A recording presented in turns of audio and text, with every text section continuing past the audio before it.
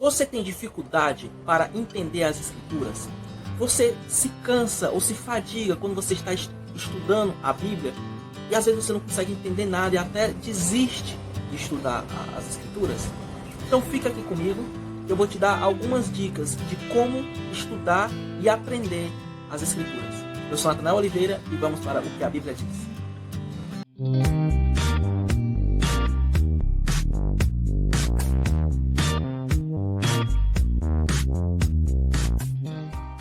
As Escrituras Sagradas foi algo mais importante que Deus nos deixou, porque através dela é que nós conhecemos o caráter de Deus, conhecemos a história do cristianismo e através dela é que Deus manifesta o que Ele quer de nós. Então, através das Escrituras, nós podemos conhecer, aprender e saber como viver bem nessa terra e até mesmo depois daqui. Então, as Escrituras é praticamente o nosso manual de fé.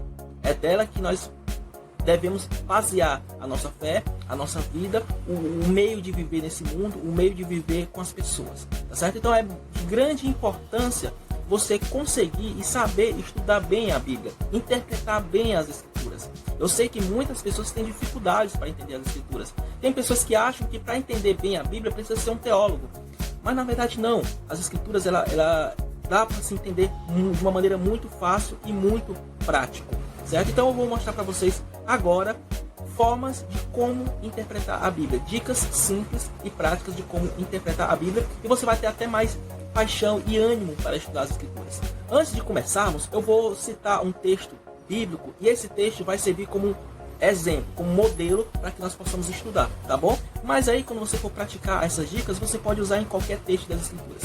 Então vamos lá para o texto que é mais conhecido das Escrituras, que é o João 3,16, né? Porque Deus amou o mundo de tal maneira que deu seu único filho, para que todo aquele que nele crê não pereça, mas tenha a vida eterna. Então vamos pegar esse texto como um texto base para que nós possamos aplicar essas dicas, tá ok? Então vamos lá. A primeira dica é observar os fatos. Como assim observar os fatos? Você precisa prestar bem atenção no que está acontecendo diante desse texto, né?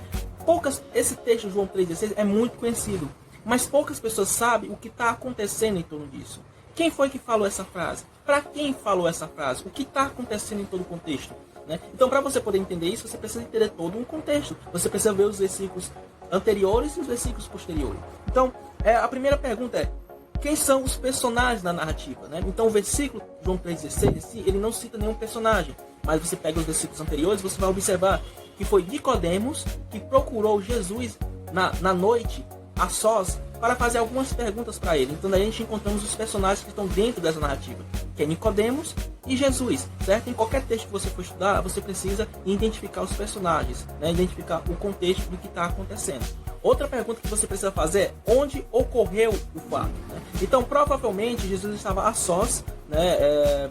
E Nicodemos foi ao encontro dele e Nicodemos fez a pergunta de como ele conseguia fazer essas coisas, como é que ele pode fazer o mesmo, né? E daí que começa toda a interrogação, porque Nicodemos não entendeu, né, como é que nasce de novo. E Jesus foi explicar para ele até chegar no versículo 16, que ele cita esse versículo que é muito conhecido. E outra pergunta que você faz pro texto é: quando ocorreu, né? O momento, a época ocorreu. Então é muito simples, né? Durante os 3 anos do ministério de Jesus que ocorreu isso, certo? Mas existe outros textos dos versículos que é muito importante você saber a época que ocorreu.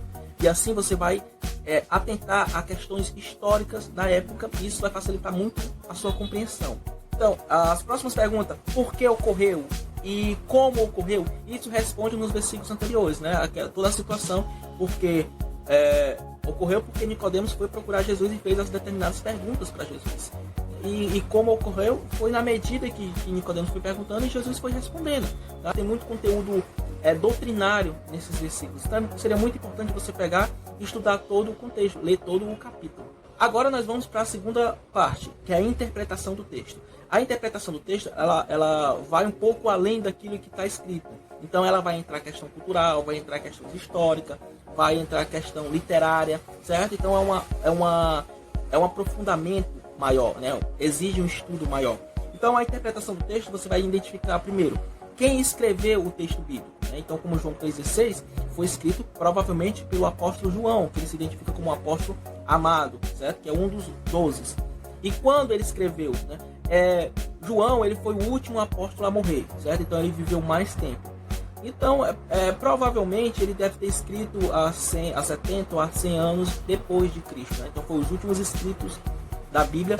Para quem ele escreveu? João, ele escreveu, primeiro, o Evangelho de João foi escrito para igrejas que são gentis, né? Ou pessoas que são gentis. Pessoas que não sabem nada da fé cristã, que não são judeus, que não sabem nada de Deus. Então, são pessoas que vão receber o básico da fé cristã. Pergunta, em que circunstância escreveu? Então, foi um momento em que João estava na ilha de Patmos.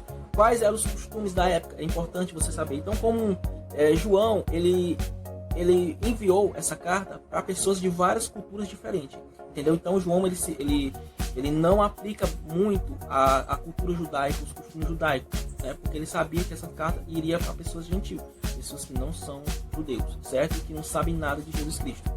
Então, João, ele se atenta muito à linguagem e à maneira de falar. Por isso que o Evangelho de João é o evangelho mais simples e é mais indicado para a pessoa que vai começar a estudar a Bíblia agora. Então, se você vai começar a ler a Bíblia agora, comece com o Evangelho de João.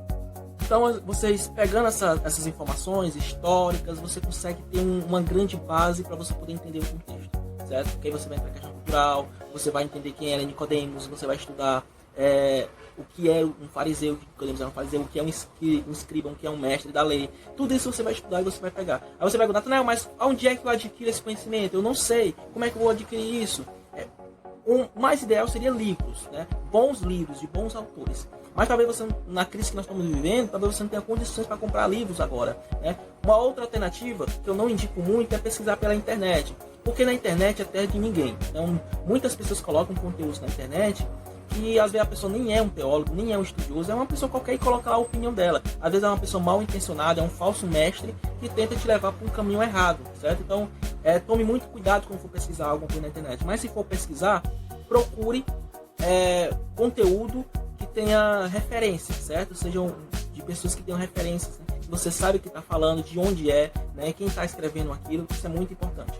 Então, outra alternativa é você comprar um bom comentário bíblico, né? Um bom comentário bíblico, não é qualquer comentário, um bom comentário bíblico, ter um bom dicionário bíblico e também ter uma chave bíblica. Então, são 3 ferramentas que é essencial. Se caso você não tiver condições de comprar livros e você não quiser pesquisar pela internet, vai nisso aí. Um comentário bíblico, um dicionário bíblico e uma chave bíblica. Isso seria excelente para começar a estudar profundamente as Escrituras.